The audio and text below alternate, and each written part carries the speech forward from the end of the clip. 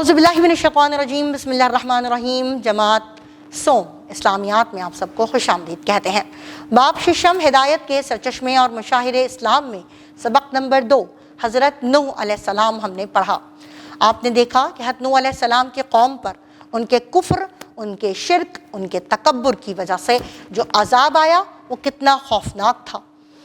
इतना कि पूरी रूए ज़मीन पर सिर्फ़ और सिर्फ पानी था, और वो पानी अज़ाब की सूरत में आसमान से भी बरस रहा था और ज़मीन से भी निकल रहा था। ये पानी इस कदर था कि पूरी रूए ज़मीन उसमें डूब गई थी और हज़रत नूह अलैहिस्सलाम की कश्ती जूदी पहाड़ पर जाकर ठहर गई थी। फिर वहाँ से कैसे अहले ईमान जो हैं वो पूरी दुनिया में फैले, किस तरह से मुसलमान ईमान वाले को अल्लाह ताला ने सलामत रखा, ये सारे वाक़यात आपने इसके सबक में पढ़े। तो अब आपको इस मश्क को करने में बहुत आसानी महसूस होगी। तो आइए इस मश्क को शुरू करते हैं। अल्लाह ताला का नाम लेते हैं। तो अपने अपनी पेंसिल्स को अपने हाथों में ले लीजिए ताकि दुरुस्त जवाब के गिर्द हम दायरा लगा सकें। प्यारे बच्चों, आज हम इसकी मश्क करेंगे, तो अपनी अपनी पेंसिल्स को अपने हाथों में ले लीजिए ताकि हम दुरुस्त जवाब के गिर्द दायरा लगा सकें।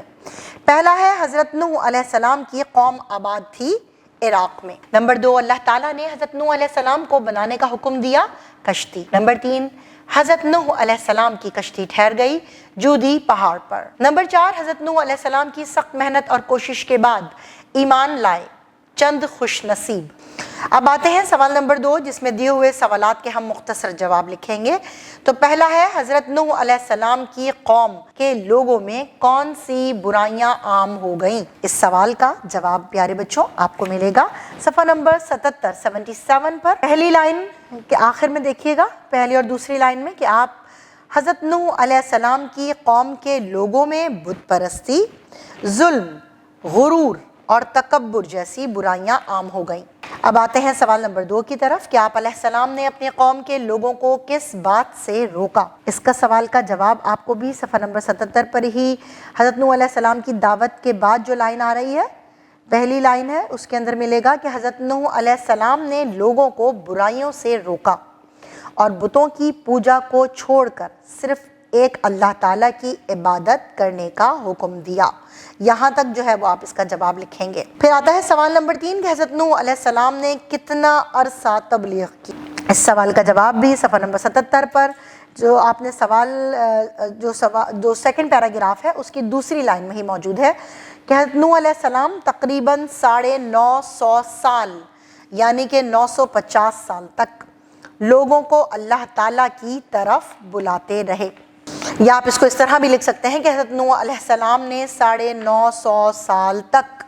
अब आता है सवाल नंबर 4 कि हज़रत नूह अलैहिस्सलाम की कौम के वाक़े से हमें क्या सबक मिलता है? इस सवाल का जवाब सफ़ा नंबर 78 पर हासिल कलाम में देखिएगा। पहली 2 लाइनें हैं कि हज़रत नूह अलैहिस्सलाम की कौम के वाक़े से हमें सबक मिलता है कि हमें हमेशा अल्लाह ताला के बताए हुए रास्ते पर अमल करना चाहिए, सिर्फ अल्लाह ताला की बंदगी, इबादत और बंदगी करनी चाहिए और अल्लाह ताला के साथ कभी भी किसी को शरीक नहीं ठहराना चाहिए।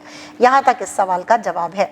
अब आते हैं सवालात के तफसीली जवाब की तरफ। तो पहला सवाल है कि हज़रत नूह अलैहिस्सलाम कौन थे और आप अलैहिस्सलाम की कौम कहाँ आबाद थी? इस सवाल का जवाब बेटा आप लोगों को बच्चों सफ़ा नंबर 77 पर पहले पैराग्राफ में ही मिल जाएगा कि हज़रत नूह अलैहिस्सलाम अल्लाह ताला के नबी और रसूल हैं और आप अलैहिस्सलाम की कौम इराक में आबाद थी। आप अलैहिस्सलाम की कौम के लोगों में बुत परस्ती, जुल्म, गुरूर और तकब्बुर जैसी बुराइयां आम हो गई, तो अल्लाह ताला ने उन्हें गुमराही से निकालने और हिदायत की रोशनी की तरफ लाने के लिए हज़रत नूह अलैहिस्सलाम को नबी बनाकर भेजा।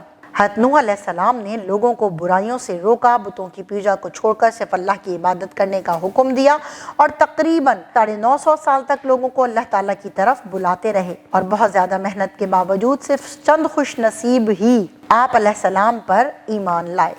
यहाँ तक आपने जो है उसका जवाब लिखना है।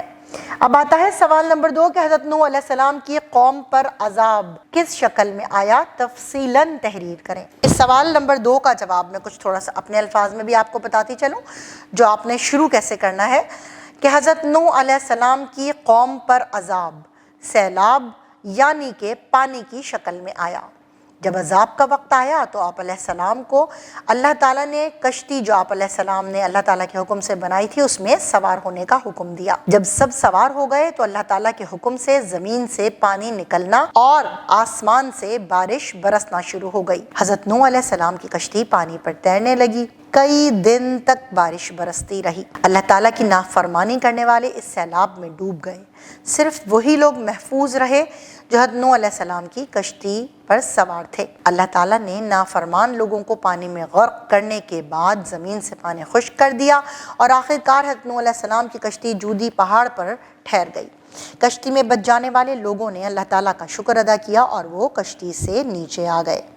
یہاں تک ہی آپ نے پیارے بچوں سوال نمبر 2 کا جواب جو ہے وہ مکمل لکھنا ہے۔ اب آتے ہیں ذہنی آزمائش کی طرف کہ حضرت نوح علیہ السلام کی کشتی جودی پہاڑ پر کیوں ٹھہر گئی، اور تحقیق میں آتا ہے کہ انٹرنیٹ یا لائبریری سے حضرت نوح علیہ السلام کے موضوع پر کتاب لا کر حضرت نوح علیہ السلام کی دعوت و تبلیغ کے بارے میں پڑھیں۔ سرگرمی برائے طلبہ کے والدین اور اساتذہ کی مدد سے جانیے کہ حضرت نوح علیہ السلام کو آدم ثانی کیوں کہا جاتا ہے، اور تمام تفصیل ایک چارٹ پر لکھ کر جماعت میں آویزہ کریں۔ رہنمائی اساتذہ ہے کہ اساتذہ طلبہ کو حضرت نوح علیہ السلام اور ان کے قوم کے بارے میں مزید معلومات فراہم کریں۔ میرے پیارے بچوں، آپ نے جانا اس مشق کو کرنے کے بعد کہ حضرت نوح علیہ السلام کی قوم میں کون کون سی برائیاں تھیں، کون کون سی خرابیاں تھیں، وہ کس طرح عذاب کا شکار ہوئے اور ہمیشہ کے لیے اس روئے زمین پر سے ختم ہو گئے۔ اس سب کو واقعات کو جاننے کے بعد ہم نے اپنی اصلاح کرنی ہے، ہم نے اللہ کی خوشنودی حاصل کرنی ہے۔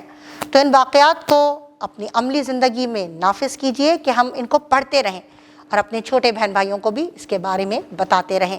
اسی پیاری بات کے ساتھ اپنے سبق کا اختتام کرتے ہیں۔ ملتے ہیں نئے سبق میں، تب تک کے لیے اللہ حافظ۔